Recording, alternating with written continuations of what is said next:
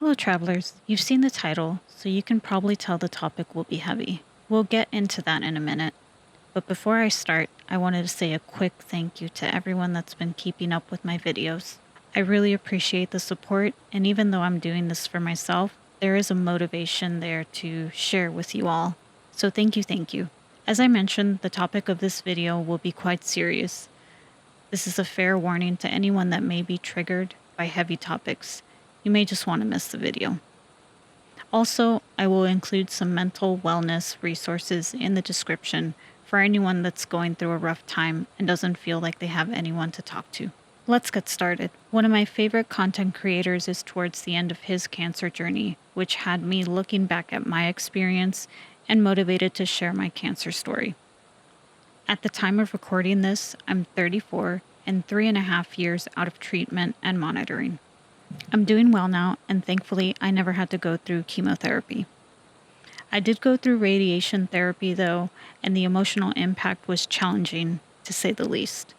All right, let's get started. At age 30, I had a well woman's exam, and everything seemed normal until my doctor said she noticed a lump in my throat and wanted me to get an ultrasound. She said not to worry and that it was all precautionary. One of the most common questions that I get now from friends and family is if there were any symptoms. The answer is simply no. I was fortunate my doctor was thorough with her exam.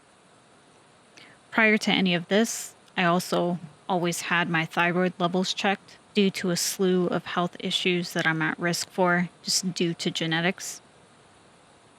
Anyway, the day of the ultrasound arrived, and as the technician was doing her thing, I could just feel something wasn't right.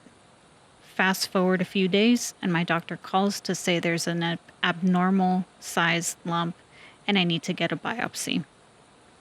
I was forwarded to a thyroid surgeon who ran through the next steps, one being a biopsy. My mom asked if I needed someone on the day of.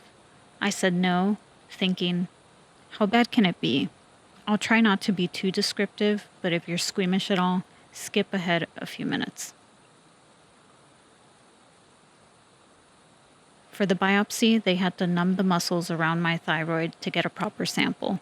I knew logically that I was in good hands, but the anxiety told me otherwise.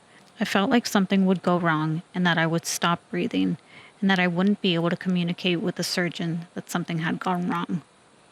There were also 2 to 3 needles, one to numb the top level, one to numb the surrounding muscles, and of course the biopsy needle.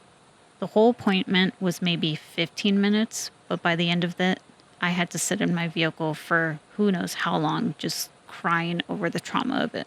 The biopsy came back a few days after New Year's 2020, and I was diagnosed with metastasized papillary carcinoma, fancy words for thyroid cancer. All I remember was the dread of telling my mom and chosen family the news. I considered not saying anything at all, but as you can guess, I did end up sharing the news. Let me also back up a bit and say that this time in my life wasn't the greatest. I had just ended a 3-year relationship not more than a few months prior to the news. Work was really stressful, and I was also just generally not in a happy place. So yeah, getting the news was crap, to say the least. The next few months were a bit of a blur. Several appointments with doctors, several scans, and an analysis with a surgeon to determine if my thyroid needed to be removed, impartial, or whole. Spoiler alert, I had a thyroidectomy, which removed my entire thyroid, as well as 5 lymph nodes.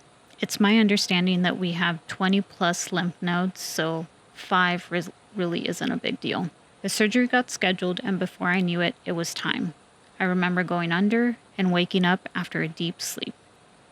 During the time I was awake, I apparently had a bit of an anxiety attack, but it must have been quick because it only took a few seconds before I was back asleep. Post my journey, I wondered for a while if it was all a dream or that I had made the anxiety up, but my records clearly show that an anxiety attack happened, so that's a fun confirmation. Recovery wasn't awful. Not fun by any means, but from what my doctors were saying, it was fairly standard procedure. I followed a strict regimen of pain medications, calcium, antibiotics, anti-nausea meds for 2 weeks. After 2 weeks, I got to take my Band-Aid off and get back to work and start the next phase, radiation therapy. As I mentioned earlier, I didn't have to do chemo. I did, however, take a high dose of radioactive iodine. I can cover that in part 2. Thank you so much for listening to my story so far. I hope it helps someone. And feel free to leave any questions or comments, sharing your experience in the comments below. Until next time.